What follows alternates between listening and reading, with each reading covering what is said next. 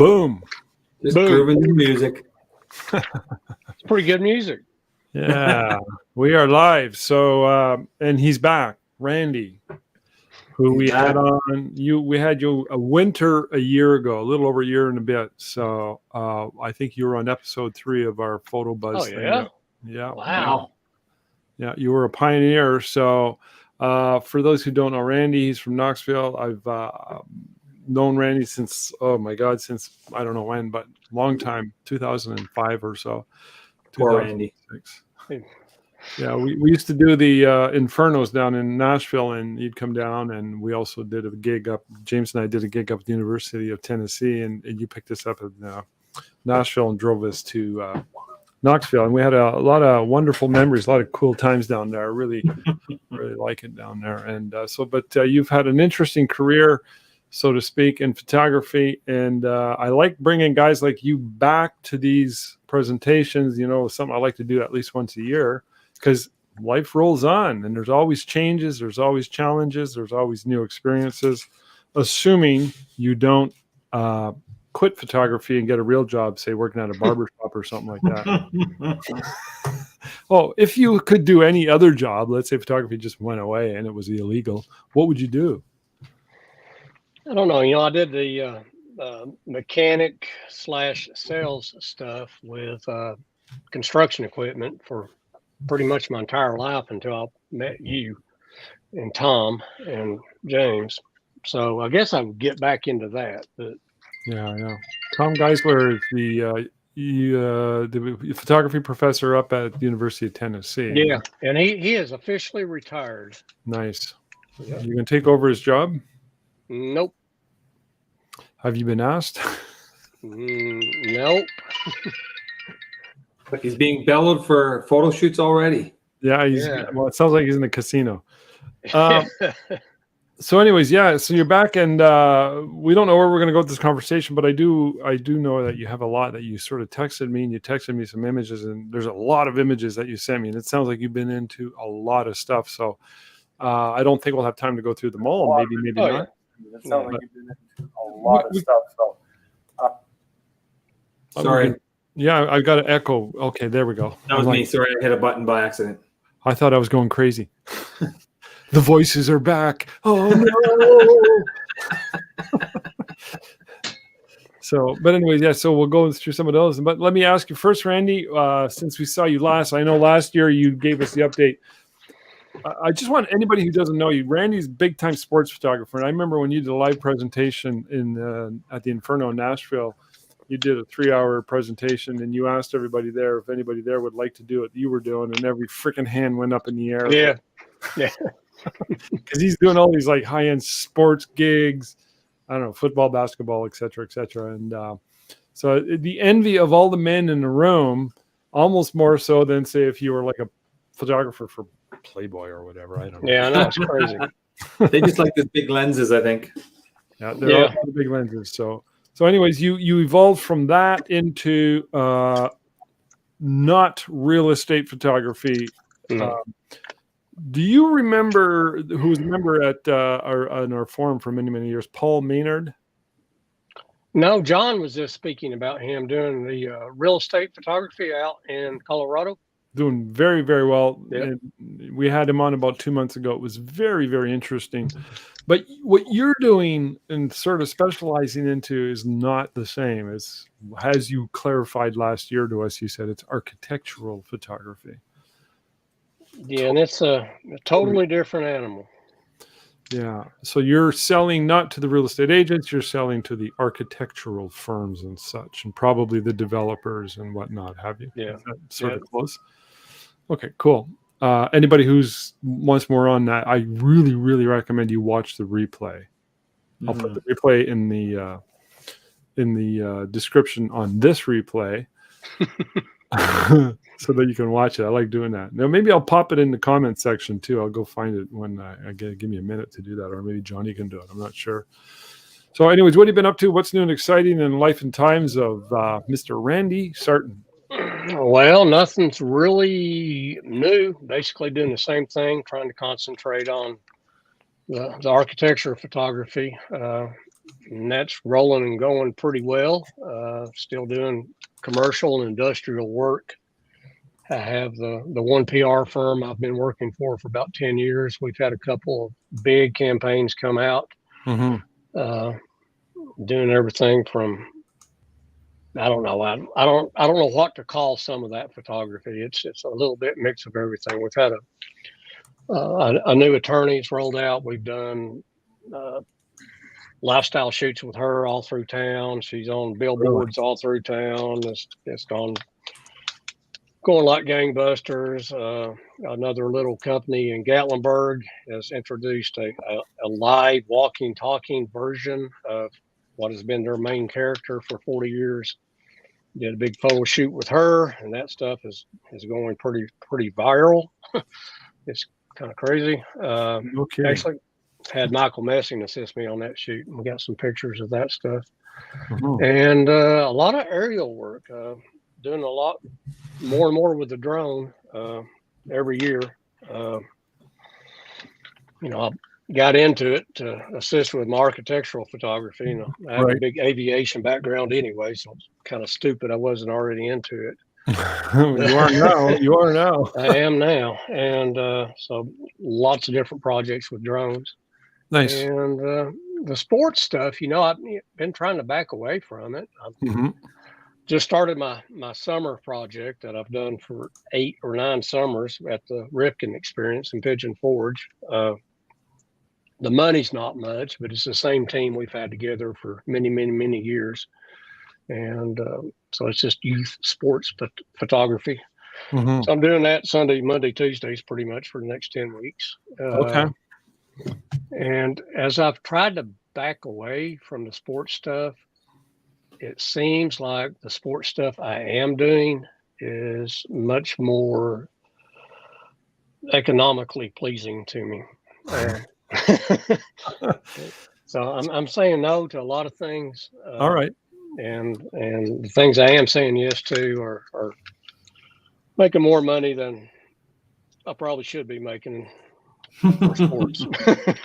Okay, well, listen, let's dig down on that for 1 minute, because it's fascinating that you say that. So I've heard this said in many, many areas that when you learn to say no, that's when things really start to ramp up for you. Yeah.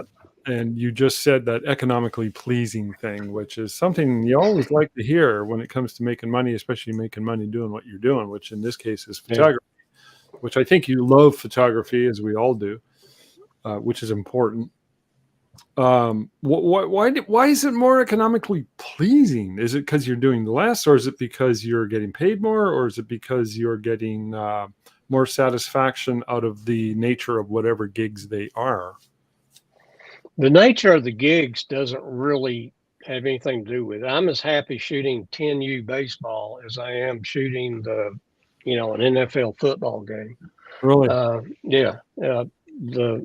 Where I'm at and who's around me and all that, I don't get starstruck. You sure you're not lying? Yeah. A lot of people would say he's full of shit. And NFL, no, I've said for years, if I can make a living shooting T-ball, I would do it. Really? The joy of the kids. Good point. I don't know. I don't get starstruck easy. I got starstruck once. I spent a couple hours with Richard Petty up in Michigan. But, right. But yeah, baseball's baseball and football's football and blah, blah, blah. But what I am doing is I've increased my pricing, and that's turned some people away, and I'm good with that. And, I'm not killing myself to get to, a particular location that's hard to get to for not enough money. And, this is my price. And if you want me, this is what we're doing. And this is how I'm going to do it. And you're going to be tickled to death, and it's going to be really good stuff. And bam. And so you raised your prices. Yes. A lot of people are afraid to raise their prices. You just felt it was time because you wanted to get away from sports. I didn't necessarily want to get away from sports, but we've discussed, the economics of sports photography before, and to be honest, it's a very, very, very rough way to make a living. To do it, full time and nothing but sports, you need to be a staff photographer for an NFL team or something. And there's not very many of those jobs out there. What about the sports photographer who's doing like volume T and I stuff? Those guys, if they're doing good, they're making bank. All right, so you're not comparing to them though. No, and I'm talking about I call that a T and I photographer, team and individual. That's what Danny does. Yeah, and does it very well. And I'm associated with a few different companies that does quite a bit of it, and I do quite a bit of it. I want to photograph 600-700 kids this Sunday.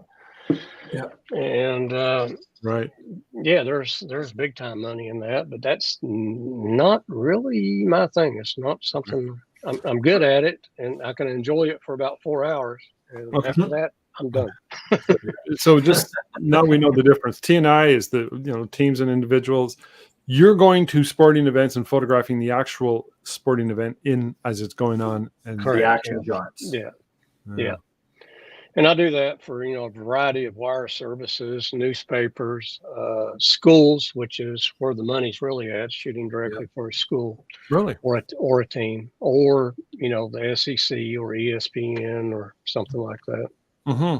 That's how Mike Long, I think, got started a little bit too. Wasn't he a racing car photographer for a while? Yeah, he was into some kind of, I don't want to say Formula One, but it's that type of road track type stuff. And it seems like he was just getting back into it a little bit. Yeah, I think so. Yeah. Interesting. So, all right, but you still got your finger in the sports pie and getting paid more. It sounds to me like you're enjoying it even more. Yeah, I'm enjoying it more because it's not, I'm not killing myself for not enough money. So I'm going into it with a whole lot better attitude. Nice. And it's working out for you. Yeah, so far. Cool. So it sounds like overall you're pretty busy. Yeah, very busy. Yeah. What the hell are you doing here talking to us? I don't know. As he rolls his eyes. I was interesting you say that. I just got a referral from James, and was sitting there replying to what looks like a really good deal. And yeah. Like, oh, darn it! I gotta go talk to James. We'll get you out of here. or I gotta go talk to Rob. Damn Canadians. Yeah. You got the Canadians coming at you from all. Well, it's a good thing though, but we're taking up your time, and James is offering you some money, and yeah, it's all good. Yeah. Is this a mining commercial industrial referral?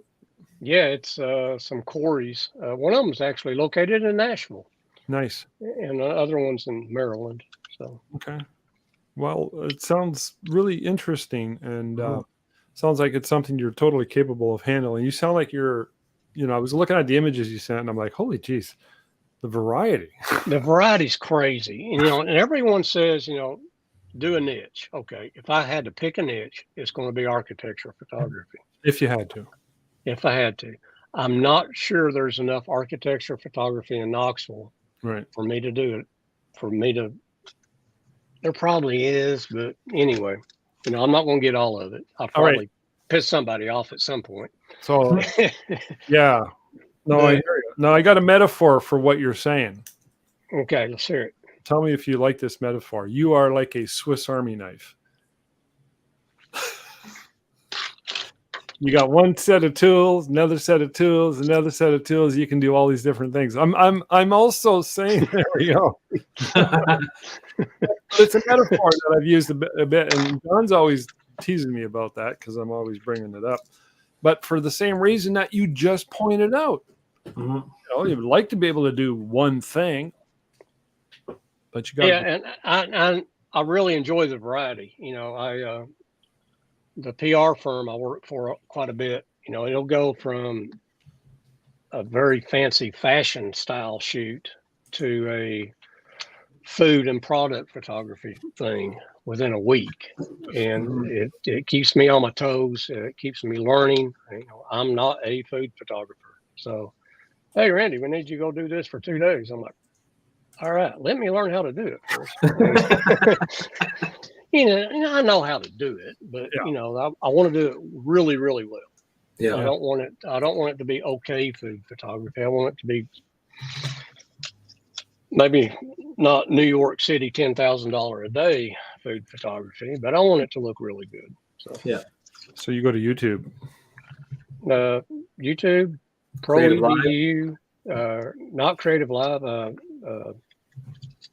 Crap.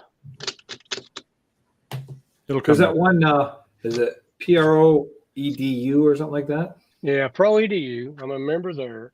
Okay. And I'm going to get my butt kicked if he ever sees this. Scott Kelby. Kelby1. Kelby one, yeah. Yeah, Kelby1. So. And you just sort of like up your game by going out there researching and coming up with a plan based on that. Yeah, exactly. Cool. Well, that sort of keeps you young and keeps you sharp. I think that's Yeah. That's smart. If you were in a niche doing the same thing over and over and over and over again, you might suffer from CBS, calcified brain shit, after a while. You could. Your brain just gets hard.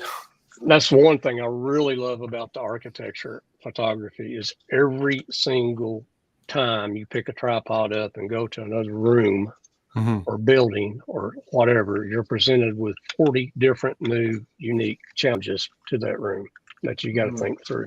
Nice. So are we going to light it? Are we not going to light it? Do we need to flag this? Do we not need to flag this? Who's going to style this? What are we going to do about that? Why in the hell is the UPS truck parked out front?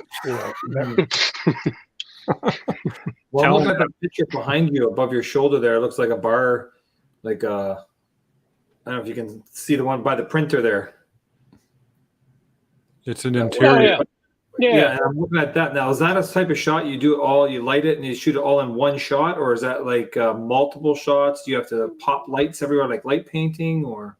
Yeah, I'm trying to remember on that one. I don't think I lit that one at all, but I will do the 5 exposure blend, just like the guy you were talking about. But I blend it all manually. Yeah. What's the plugin that you use for that? Just to remind everyone. Photoshop.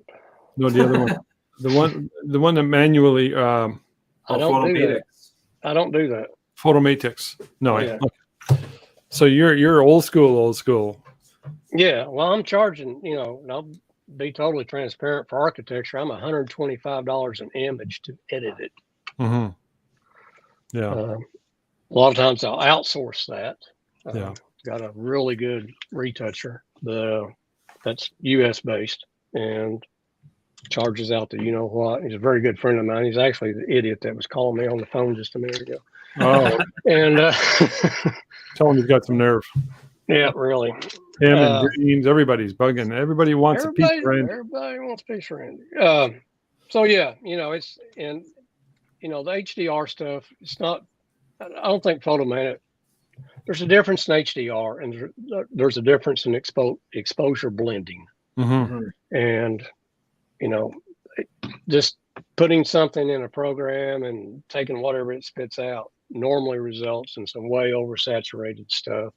Yeah. That, there's ways to do it and there's ways to do it right and there's ways to do it wrong. But, the architects are sitting there looking at, the RGB color code for the room that I just shot. And the colors have to be 100% dead on accurate.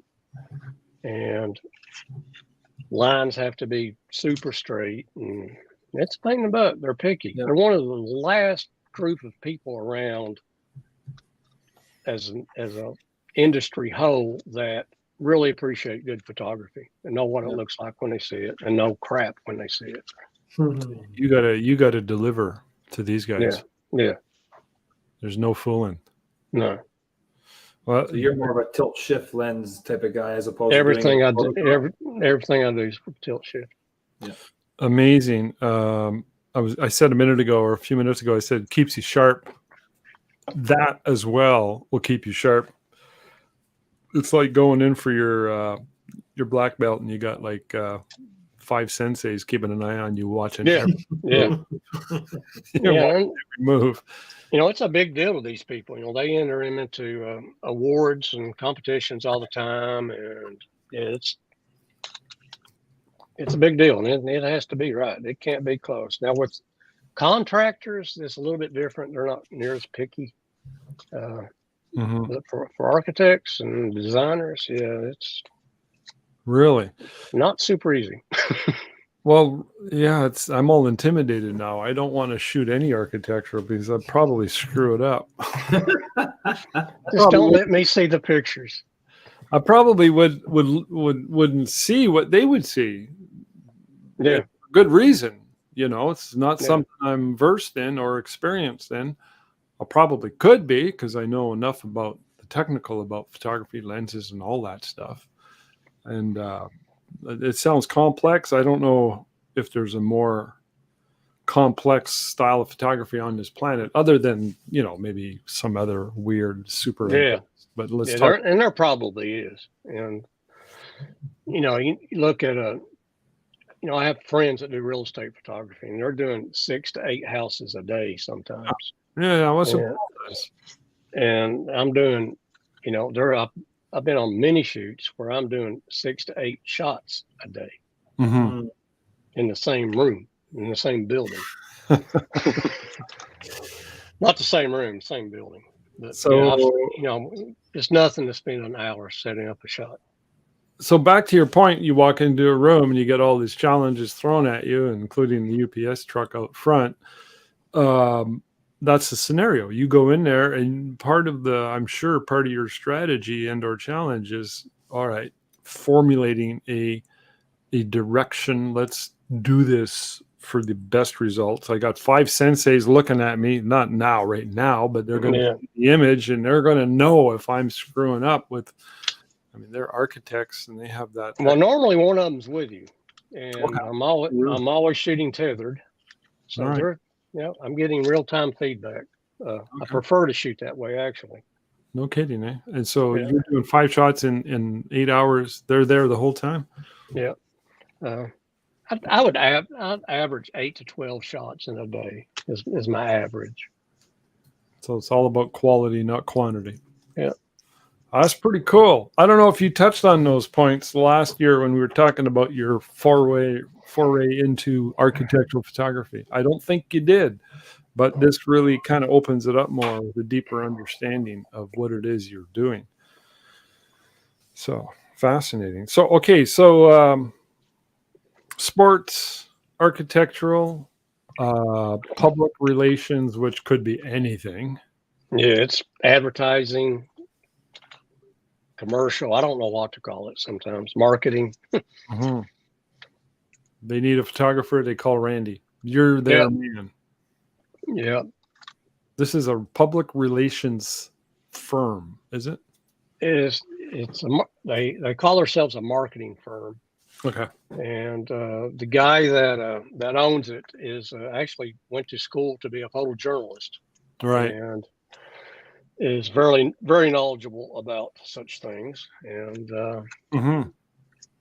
worked big time up in Chicago for the big PR firms and all that stuff. Then came back home and started his own little company. He's got 4 or 5, I guess, big clients, and a whole lot of little clients. And I'm the picture guy for him, and have been for a very long time. That's what it says on my business card. The picture guy. I am the picture guy. So where's his office? It's in West Knoxville. Okay. Yeah. Cool. All right. So what else are you doing? As far as stuff that's come on a regular basis, or is that the main 3 areas? No. I need to look at my link I sent you. Let me bring it in. Oh, can we go there? Can we go there? There it is. Yeah, I'm looking at it too. Yeah, this is an architectural shot. Yeah, I sort of grouped everything together. Aerial stuff's up first, and then there's what kind of a drone are you using? DJI stuff. I got the Phantom 4 Pro. Well, actually I have 2 of those. And I just got the DJI Mavic 3, which is the new one that everybody's ranting and raving about. Okay. Why are they raving and ranting about it? It's cool. It's neat. I don't know.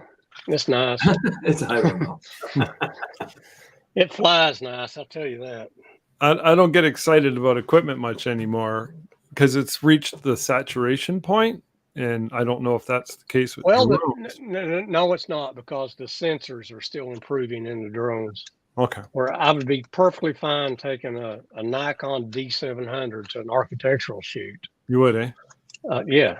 I remember when the D700 came out in 2006. Yeah. I mean, that was a kick butt camera, and there's is. nothing wrong with it. And 12 megapixels. There's actually a cult following with that camera. yeah. People love it. Yep. But with the drone stuff, about every year or two, the sensor technology is getting so much better. It's worth looking into. I was wondering if you were going to say that, and you did say that. So it's not a full frame sensor, right? No, but they're getting bigger. Yeah. So the latest one, the Mavic 3, is the micro 4/3 sensor. So could you make a large mural of any of these drone shot images, including that one? That looks like it was a drone. Yeah, that's drone. This is all drone. That's amazing. This is all drone. Yeah, I mean, you know as well as I do, billboards are printed at what, 50 DPI? Yeah, they're really low. Because they're meant to be seen from a distance. Right. So not an issue. So, okay. So, but there's still reason to get excited about drones. I'm talking about drones because it's so relevant to what you do. Yeah. I'm sure you wouldn't have nearly the capabilities and or resources available if drones were not available. Yeah, and I think I've said this before, but it took a while for me to understand. There's Nashville for you, Rob. Nice. A drone is simply a tripod with a camera attached that I can put about any place I want to. Nice. And once that realization hit my little head, things got a whole lot better. Are you using the full size drones like the Phantoms now, or are you using those little mini ones that are coming out? I'm using the bigger ones. The Phantom 4s are the great big ones. I got 2 of those. And the new one, the Mavic 3, is one of the foldable ones, but it's the flagship model. You ever get nervous it's going to fall somewhere, like in a pond or something? That's what I think about. I don't have it. Nah, I get nervous about running into stuff because I always like to get in stupid places with it. Yeah. So otherwise, it's common sense. It's just not going to happen unless you do something stupid, like I don't know, push the distance, I guess. I'm totally unfamiliar with drone technology. Yeah, you can push the distance. You can be flying when it's too windy. You can, there's things you can do. Well, you can tell the sensors are a lot better because you look at this shot and look at the dynamic range you're getting out of there. It's pretty crazy. good. Yeah. Cool. Drones are fascinating. I find the technology behind drones, I think it's going to be one of the fastest developing technology. When you think about it, not 20 years ago, it was not even a thing. Now it's completely replaced helicopters because photographers had to get in helicopters to do this kind of stuff. And that's gone. So that industry wiped out, but for the better. So, but I've noticed, I think, correct me if I'm wrong, and I don't want to get too deep into drone technology but I find it fascinating nevertheless, that you have this, if you look at the original the first wave of drones, they were probably really sketchy.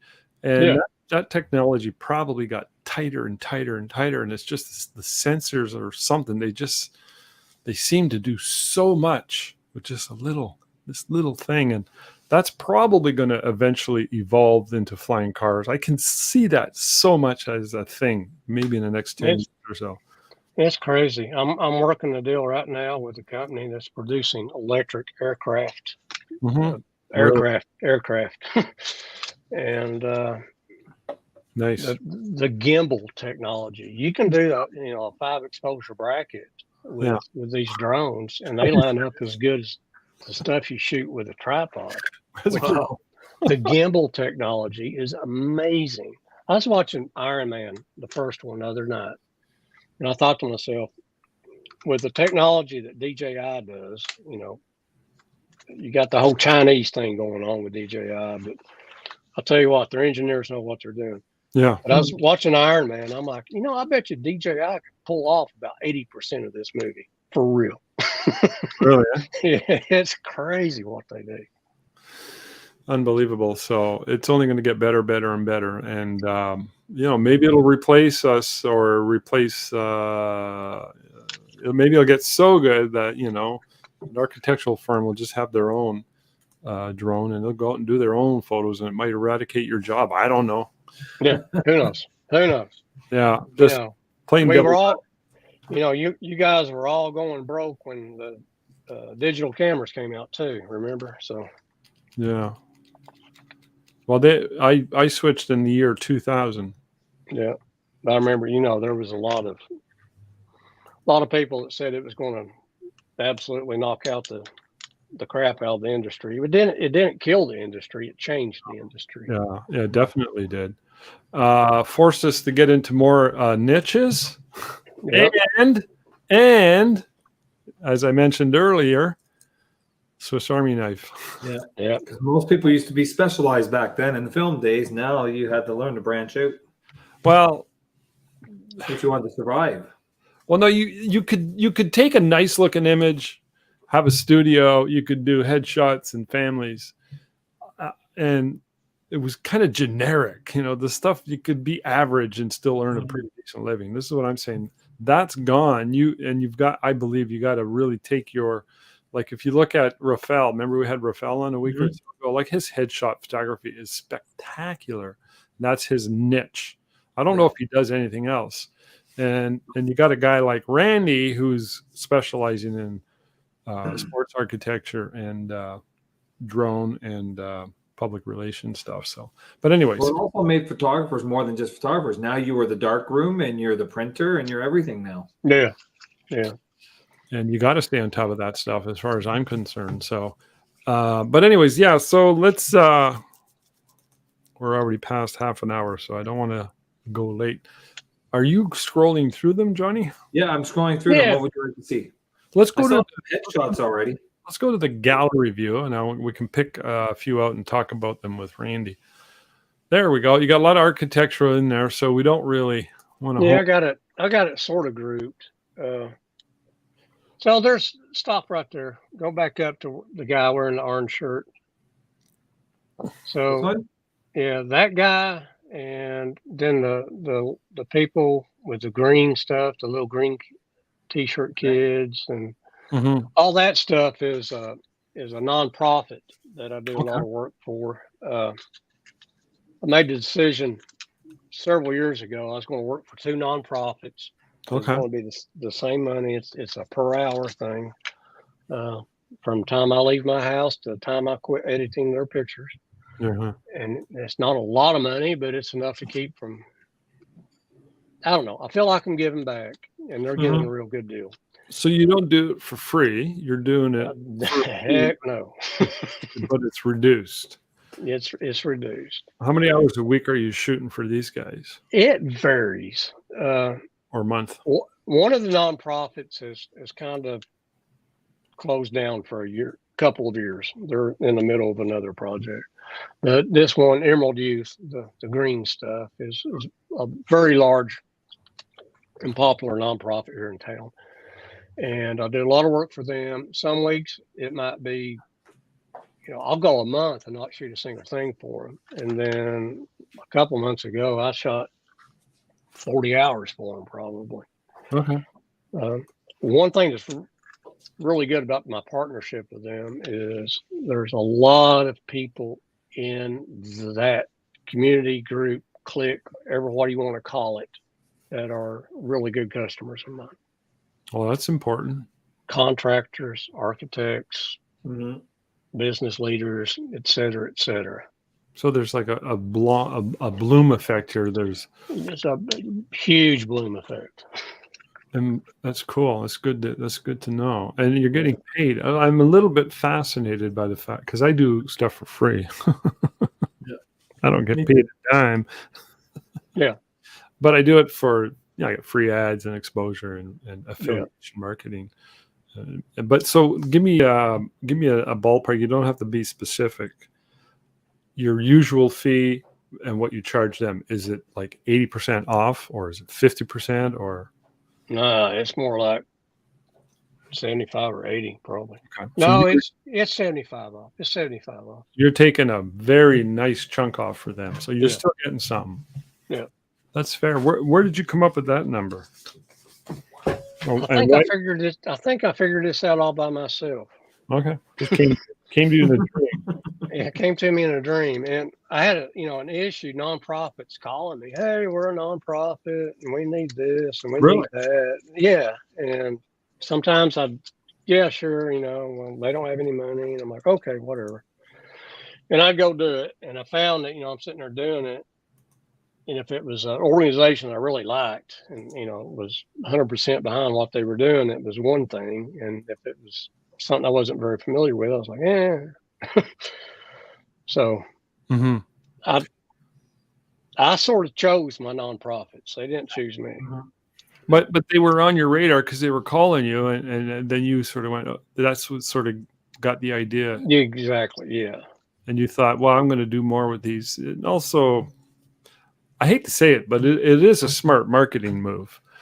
But you didn't do it for that reason necessarily. When I got into working with like the theater and the local symphony and them and the YMCA, I did it 100% out of selfish to grow my business. Yeah. You had more altruistic reasons and drives for doing that, or did you, or what was your? Initially, yeah, but once I started looking at the makeup of some of the the board of some of these nonprofits and their budget and stuff, I was like, man, there's probably another reason to be doing some of this stuff too. So okay, it occurred to you. Yeah, I think it's very smart, very smart. So you pick two, and you're going with them full bore, and one of them is they're taking a little bit of a break for a little bit of a year or so. You were saying, yeah.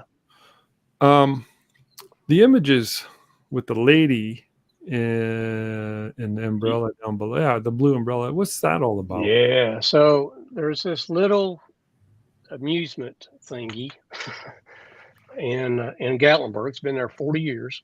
It's called Fanny Farkle's, and they're hugely successful, and they just sold. And my marketing company was the marketing company of choice for 40 years, or not 40 years, whenever Rick started his company. And the new owners decided to stick with them, but they're like, hey, we really want to wrap this up. And one of their ideas was, we've been wanting Fanny to be a real person for years. And so Fanny is now live. There she is, getting her makeup done. Getting her makeup done, yeah. Okay. It just represents the variety of work you're doing. Is that your studio? No, it's a studio that we rented. Okay. For this and also the Godox, you're all wireless now? Yeah. Nice. Yeah, I love the Godox. I noticed the AD series lenses are flashes, and so does John. 600s and 200s. Yeah, that's what I use. Interesting. Does the job. Never dies. It just keeps going. The only time I actually had one die was the last weekend. I was doing a family shoot, and I had it on high-speed sync outside, and it died halfway through the shoot. Really? Just dead? Like the battery just died on me. I had to recharge it. Oh, okay. So it's not it's not dead. It's just no. The flash isn't dead, but all right. No, I love my 600. It's probably one of my favorite ones. I need to get more batteries for them. Randy, so I will tell you something about the 600s. Pressing that button on the battery to see the charge level is not the way to check the charge level. The way to check the charge level is to put it on the charger. Okay. They'll say they're full, and then you plug them into the charger, and they'll charge for 3 hours. So they're lying. They're lying to you. Yeah. Well, better play it safe, right? Yeah. Yep. I love these shots, though. These are awesome. Yeah. So, Randy, you mentioned something about mirrorless. Yeah, I'm in love with mirrorless. Are you really? So you're going Canon mirrorless? This is Yeah. a development, right? Yeah, I bought the R6 as soon as it came out, and followed up shortly thereafter with the R5. Had been using the R, which was their first one, for architectural work for a while. But yeah, the Canon R5 is absolutely crazy. I use it in full frame mode, I guess you could call it. JPEG 45 or megapixel. right, yeah. Mm-hmm. And raw and all that stuff from architectural stuff. Everything else I'm shooting, I put it on medium, and I'm shooting JPEG with it. Yeah. And I just love it. It just, and if I'm shooting sports, I can put it in, the 1.6 crop mode, and I'm still at 5,000 pixels. Nice. So Is that what you love about it, or is there more about it that you love? Oh yeah, there's stupid things like I don't need to wear my glasses anymore because you can see everything through the electronic viewfinder. Yeah. Yeah, I'm going to kill myself walking into something at some point, walking around with the viewfinder in as I'm reviewing images. But that alone is just about enough reason to switch. Being able to see your images zoomed in without having to look at the stupid LCD screen. Cool. Yeah, it's really nice. I also do a lot of wireless file transfer with those. For the sporting stuff, I'm transmitting all but live. Really? Yeah. What's a mirrorless system? Why is it better for that versus your old system? Or is it? I don't think the wireless stuff has anything to do with it being mirrorless. No. Yeah. It's just, every time they come out with a new camera, the wireless stuff gets better and better and better. All right. Yeah, because I'm wondering, because I used to do Wi-Fi or Bluetooth, whatever, with my 6D, I think it was, to my laptop. But the battery on my camera would die so fast using the Wi-Fi or the Bluetooth or whatever it was. Mm-hmm. Now, is that the same with the R5 or? Nope, it's bad, but it's not near that bad. I can shoot. I just did NCAA regional softball tournament here. I shot for every team here and transmitted live to every team here, and probably 2,000 to 3,000 images per game. I would transmit 100 per game, and I could do 2 games on a set of batteries, with a grip. All JPEG medium. No, I was transmitting JPEG, little bitty tiny ass things. All right. For speed and practicality. And they're just going on social media. So they're good enough for social media. Yeah. This is straight off the camera stuff. I mean, there's no process. Yep. Nope. Wow. Yeah, because I know Hark was using that Cam Ranger, I think it's called, or something like that, or he was. No, I use that. I can't remember what it was. Yeah, I use the Cam Ranger a lot. Use it on all my all my marketing stuff. I use the Cam Ranger, all my architectural stuff. I'm either using the Cam Ranger or I'm wired directly into my camera or computer. Mm-hmm. One of the two. But yeah, the Cam Ranger rocks. That's cool. What is a Cam Ranger, guys? I'm ignorant. It's a wireless. So a thing you plug into your camera. It's a transmitter. It's a transmitter, and it sends your pictures. Most people use it with an iPad. Okay. And it reminds me of the transmitter you get with your Godox flash. It's like one of those that you slide on your camera. It looks like that almost. Right. Yeah. And it's great for for quick architectural work or exteriors where I'm not wanting to lug around my laptop, or a T&I stuff. It is great for T&I stuff because you can share it with like 5 different iPads, and you got the parents sitting there making their selects and favorites and stuff with it while you're shooting, kid number 5. It's good to use with the advertising stuff. The creative director can have an iPad, and I have an iPad where I can, it's larger and I can see it better. The model can see it. I'll normally turn it around where the model can see it. Nice. So do you use one of those a lot or just? Yeah. Okay. Yeah. So when you're transmitting these images, you're using that particular wireless system as the Cam Ranger? No. The sports stuff is nothing but the camera and a hotspot Okay, that's and, it. and an FTP server. Camera's doing all the work for you. Yep. Is it better with has that improved with the new mirrorless Canons? Yeah, it's stupid, solid, rock steady. Now, weekend before last, I probably transmitted 800-900 images, and I think I had a little bitty issue once. That's interesting, and that sounds to me like you would want to let the camera do most of the work if it's capable, versus having to buy this Cam Ranger business. And well, it's a different thing. It's the Cam Ranger, I can share it to 5 different iPads. Okay. And hand them out to people. All right. If that's a thing, that's a thing. All right. That's the thing. That's the only difference then, right? Yeah. Well, yeah. Mostly. You can control the camera with the Cam Ranger. Okay. Well, I can look at live view while I'm styling. Let's say I'm doing architecture and I'm styling where do I want this thing to be sitting on this table? Well, I'm looking at it in live view on Cam Ranger and I'm moving it and I get it where I want it, and I can just duck down behind that desk and I can hit the trigger on the Cam Ranger on the iPad, take my shot, and I'm done. Nice. Yep. Vanessa Joy, we had her on a few months ago. She's a wedding photographer, and she's also using a mirrorless, and she had nothing but she's just raving about it. And the thing she liked the most was the focus. And now I use the Sony system, and I've been 6-7 years now with mirrorless Sony.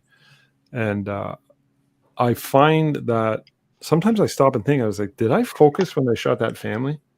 Because I get lazy. You don't think about it. The camera's doing it all for me now, and it's so sharp.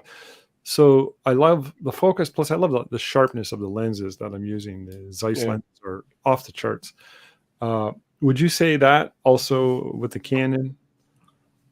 Oh yeah, definitely. Even the old glass, because we're focusing on the sensor plane. We don't have all that mirror bull crap, autofocus adjustments. And I can hear John's wheels spinning. He's been talking about buying a mirrorless. I'm a Canon shooter too, and I've been looking at the R5 and 6, but now they're talking about these new ones coming, the R3, the R7, the R10. There's a whole bunch coming in. So the R3 kicks butt. It's the big boy bad sports photojournalism camera. I would say start with the R6. Yeah, that's what I'm looking at.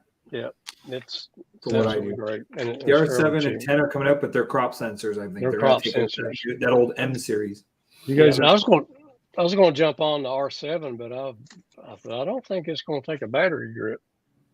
So that kind of knocks it out for me. So, well, maybe it gets to the point too where we've reached the saturation point, like we were talking about earlier on. Where like the drones sensors were improving enough that but now with the cameras, like I'm still shooting with an A7R2 Sony, which is like a 6 camera. I see no reason to change. The technology behind the sensors they're not.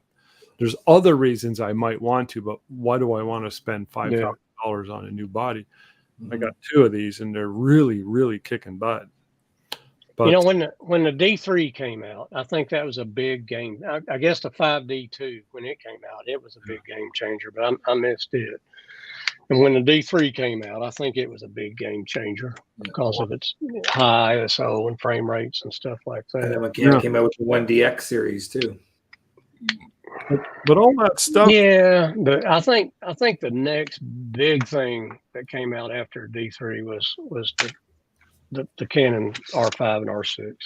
Okay. I mean, it changes the way I shoot. We got to be reaching saturation point, though. I mean, really, I'm not saying that to diss it or make it a bad thing. It's the way technology evolves. It gets really good, and then you reach a point where, So, and it literally makes it easier for me to make money. Yeah. Does it make me more money? Probably not. But it makes me. I don't know, that wireless file transfer stuff probably makes me more money because people hire me because they know they're going to get pictures just like that. So I don't know. But I got a buddy that shoots Sony for 3 years. He's like, dude, you've got to get a mirrorless camera. I'm like, right. Whatever. Dude, you got to get a mirrorless camera. Whatever. Well, he's a really good photographer. And so I finally got the R6 and went and shot a football game. and he was there with me. I think we drove together actually, and I had spent a lot of time and had my camera set up correctly and all that. And I shot football with it for about 5 minutes. And I put it down. I walked over to my buddy Tim and I said, I used to think you were a real good photographer. You've been cheating. So it is the camera. Yes, exactly. If you get it set up right, you can't miss focus. You can't. Yeah. It's Yeah. It's crazy how well it works. Oh, that's what I love about the Sony. So, and they're very similar. I think you might be talking about the same guy that got me originally into digital, or mirrorless. I remember some guy had a blog post, and I think you might have posted it somewhere. I don't know. Anyways, interesting. So, well, we had Will Crockett on how many months ago, and he was one of the first pioneers of the mirrorless. Yeah, pushing that. Yeah, Sonic. So they are nice. So, okay, we're gonna let you go soon. Did we cover everything we wanted to cover, Johnny? Did we cover the main points? Did we pick all the meat off the bone here as far as Randy's experiences in the last year or so? I noticed he's got a lot of headshots on here too. So is he doing a lot of corporate work too? Like, yeah, that's, it comes and goes. I won't do a headshot for 6 months, and bam, all of a sudden it's headshot month. So headshot season. Whatever. And you're that guy right there is Tom Giesler's position. Okay. That's how I got the job. Oh, nice. Yeah. Yeah. Word gets. I'm going to go to Randy for a headshot because he knows how to shoot bald people. Ah. That's his specialty. That's his niche. So, anything exciting coming down the pipes then in the next year or two that you are sort of dreaming about that are not reality yet, and you're thinking, maybe this. One of the biggest things I'm working on right now is working on me, and I mean that mentally, physically, that way. Kind of ran into a new system, group of people, blah blah blah, cult. Let's call it a cult. The Scientology, right? A cult without religion, and so yeah, I'm all into the working out and nutritional supplements and the biomechanical aspect of how our bodies work, and so I'm kind of spending a lot of time on that right now. Mm-hmm. Cool. Business wise, it's it's going to do what it's going to do. I'm going to keep doing I don't post. I don't go after work. I don't. I'm terrible at it. How old are you? 56. Right. I didn't know because you're like a vampire. You don't age. Well, and also, now that I think about it, I'm curious about what his PR department. Like, is this if you were recommending to people just starting out, do you recommend if they want commercial work and things like that to get a PR rep that you can go to or sign up with some PR company, marketing company, or is this just do you get a lot of work from them? Or yeah, I get all of their work, yeah, and sometimes it's a real good month and sometimes it's a nothing month, but I do all of their photography, and they assist me as well. It's we should have showed that they did a thing on me. Let's see if I can find that right quick. Okay. Where are we at on time? You got about 5 more minutes, 6 more minutes. I can find it in 5 minutes. Like, do you have to give them a commission for everything? No. they get No. I'm working directly for the marketing firm. Okay, so they're hiring you and they're paying you. Yeah. They're not repping me. They're hiring me. Yeah. Okay. So your son is off to Guam for 3 years. Yeah. He's not coming back. You said he's committed? No, well, he is coming back. His ROTC group comes back. They actually go to Fort Benning in about a month. So he'll be in Georgia for 45 days. Cool. I was going to ask you if you were going to go visit him in Guam. We were talking about this before we went live. I want to. It'd be interesting. Did you So I find it? put a thingy in chat. Yeah, I put it in chat, and this is just something the marketing company's done for a lot of their better clients. So one of the cool things about this project is they've done it for all their clients, and I shot all of the Nice. clients for these stories, or most of them anyway. So Interesting. True Americana gets results. Original RLM product. Work hard. Rick Laney. Is that the company? yeah. Nice. Oh, there you go. Oh, cool picture. Yeah, it is. It is. He's not going to tell you they just superimposed him on there. He's not really there. I spent a lot of time on that roof. Wow. Yeah. I still have my 7D. I can see it right there in your hand. And your mustache was a little less whitish. Shut up. That picture right there is a job that I got from James. Nice. Yeah. Well, James, there you go. Doing work. James has been doing some interesting stuff these days. Well, as a mining and industrial photographer, he started to branch out into a new niche. What is that place? It looks like a Hobbit land or something. Yeah, so it kind of is. They really discourage the use of that word, but Really? that's kind of what it is. It's a company called Ancient Lore Village, and It's cool. yeah, it's a very cool project. I started shooting it for Rick Laney Marketing, wound up shooting it for the architect and the contractor, and had high hopes for that one. Submitted it for a lot of awards and won nothing. So, So they did this whole piece on you. yeah. That's pretty cool. That's pretty cool. There he is, the man in red. Yeah, Tori's in that picture. Under that light for dear life. Yeah. Is that your wife Yeah. there? Is that Laura? Yeah, that's Laura. Yeah, sure is. Good assistant. And Tori's in the background to her left. Okay, I see her. She's getting big. Eh? How old is she now? Yeah, she's 12. Oh, geez. Yeah. I remember she was a little kid in diapers. That's awesome. So yeah, you literally cannot fly in or out of Knoxville right now without seeing a picture of Tori. She's a part of the ad that's in the middle of the airport from that campaign. Oh, really? Yeah. Did you have to pay her for that, or? I think I gave her $50. Pretty fair. Good for her. So you're tethering live to the iPad there. Yeah, that's the Cam Ranger. All right. Yeah. There we go. And people like these clients love it because they got instant feedback. Mm-hmm. What's it? So like the Mandy Hancock one, I shot all the photos for her. Uh-huh. Okay. Well, the next I shot all those. Yeah, and that's it. That goes to the bottom.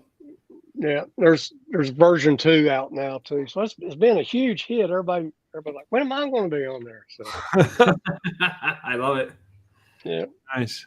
That's excellent. yeah, Good it worked out well. publicity, and right from a public relations firm too. I mean, Yeah, know how to put it. They do good work. All right, so we're gonna let you go in a minute or two. I'm curious to hear about your what you've been up to with personal development, but we'll get into that another day. Yeah. I personally find when I hit 50 years old, my goals changed. I went from one set of goals, the values changed, and it was more more to do with that. Well, I've always kind of been into self-development, but they changed. They went into health and more of a holistic approach. So it's a thing I think what happens with life, and it's interesting, and it's really I think it's really relevant if you've been doing a lot of stuff, you've been prolific, and you've had a certain amount of success doing what you're doing, and you don't have to worry about pensions and so much and whatever else, burdened with any kind of, $80,000 in credit card debt or whatever it is that might be you. Yeah. You want to have that sort of freedom to be able to pursue that. So I'm going off on a tangent here, and I'm not making any sense anymore, but We're used to it, Rob. I didn't want to say anything because I rag on him all the time. So, but yeah, this has been very interesting. We bounced around. We were like two cats watching a tennis game. It was. We were all over the place, It and was. we never know where this is going to go. But it's very, very enlightening and fascinating too. That to hear exactly how things are evolving, both in the equipment and the technical side, and in the different markets that you're pursuing. You said something the other day in one of your newsletters that people do actually read those. My emails. Emails, yeah. Photography is a business, not a career. That's freaking awesome, man. It's 100% dead on. Well, we're going to have to read it for John because John doesn't know how to read yet. He's still learning. Give him some pictures. I'm teasing you, John. You know I love you. I'm going to learn how to read once my Leafs win the Stanley Cup. That's the deal. So, yeah, no, I've always believed in that, and it's a business. And people have a hard time with that. You know, some people get really weird about business, and they get really weird about capitalism, and you know, like it's all wrong or evil. And it's like, well, no, it's actually freedom, and it's where you become and you get to be a better person. Yeah, there are dicks in all areas of life. That's their problem. I'm not going to hopefully be one of them, but you will not really prosper in your business, whatever you're doing, both as a person and at all levels, unless you have that approach. And it's freeing in the end. Yeah. I don't think it is. You know, the thing that shackles us and creates what I call golden handcuffs are the decisions we make because of our egos and because of our fears. And I just cracked open a whole new area that we're not going to get into, but maybe. No, we can go on for days with that. That's a really good topic to delve into, and we'll talk about it another day. So we're going to let you go now, so you can go respond to James's and the other fella who sent you. He was texting you or calling you. He had something that he wanted to talk to you about. Well, I will go deal with that, and we need to do this again soon. Let's not make it another year and. Exactly. Well, you're the first one we've had on here twice, I think. So that's you're the first. Cool. He's a two-timer. So, well, John, you heard him. He said, "Let's not wait a year." So, exactly. Hell, I'll go 6 months, but there you go. We'll talk about. Who knows? I might be photographing comic books or something by then. Exactly. We're gonna get emails from all the other guests now saying, "How come I haven't been on twice yet?" Yep, you are. It's because we like Randy most. He's our favorite. Exactly. All right, Randy, say hi to the family and everyone else in Knoxville and the usual crew of misfits and miscreants. Exactly. Will do. And thank you to everybody that's watching us again. I mean, here we are, 60-something episodes later. We're still being watched by people. And we now live stream right to Rob's YouTube now. So unbelievable. All right. Crazy. Fancy. All right. So good luck, Randy. We'll take care, and we'll talk soon. Sounds great. See y'all. See ya.